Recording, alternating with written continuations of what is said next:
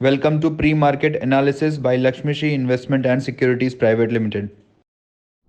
Hello friends and welcome back to Lakshmi Shri pre-market analysis video for 15th of February 2024 and I'm Anshul Jain. Nifty में gap down opening के साथ शुरुआत हुई और हमने morning trader stock at 11 में discuss किया था कि प्रीवियस डे लो रिजेक्ट हुआ है। निफ्टी में गैप डाउन ओपनिंग के साथ शुरुआत हुई थी और मॉर्निंग ट्रेडर स्टॉक एट 11 में हमने डिस्कस किया था कि प्रीवियस डे लो रिजेक्ट हुआ है और जनरली इस टाइप के पैटर्न एक्सपायरी के दिन डे हाई पे जाके क्लोज होते हैं और एग्जैक्टली वही पैन आउट होते हुए दिखा। हमने near highs of the day आके क्लोजिंग की और निफ्टी पे जो सप्लाई जोन थी इमीडिएट बेसिस पे 21,880 की उसको टेस्ट करके वहीं पे क्लोज हुआ है। तो कल के सेशन में 21,900 के ऊपर अगर फॉलो थ्रू मूव मिलता है तो 22,050 तक के टारगेट्स ओपन अप होते हुए दिखेंगे। लेकिन अगर 21,800 के नीचे हम सस्टेन करना स्टार्ट करते हैं तो फिर थोड़ा सा डीपर पुल बैक 21,720 तक आता हुआ दिखेगा। तो कल के लिए लेवल्स ब्रेक होने पे ही ट्रेड बनेगा, तब तक के लिए इसी रेंज में साइडवेज रह सकते हैं। बैंक निफ्टी में भी सिमिलर सिचुएशन थी। प्रीवियस वीक लो पे हायर लो की फॉर्मेशन रही, कल के सेशन में लो तोड़ के ऊपर आया था और आज के सेशन में उसी को रीटेस्ट करने आया था।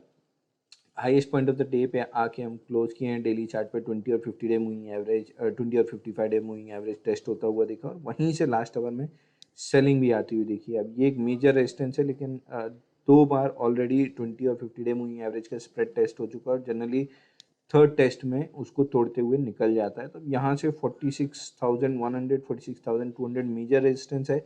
एक बार के लिए अगर इसके ऊपर निकलते हैं तो 46,750 जो अगला रेजिस्टेंस जोन है यही हमारा टारगेट भी बनेगा। फिर निफ्टी में एग्जैक्टली वही पैन आउट होते हुए दिखा जो हमने मॉर्निंग ट्रेडर स्टॉक एट 11 में डिस्कस किया था। 20,500 तक के ऑलमोस्ट लेवल्स टेस्ट होते हुए दिखे हैं। 20,450 के अराउंड का हाई है। अब यहाँ से अगेन रिलेटिव स्ट्रेंथ मिसिंग है तो निफ्टी और बैंक निफ्टी के डायरेक्शन को ही फिर निफ्टी फॉलो करते हुए दिखेगा। डिप्स पे 20,250 के अराउंड रेजिस्टेंस है, 20,000 सपोर्ट।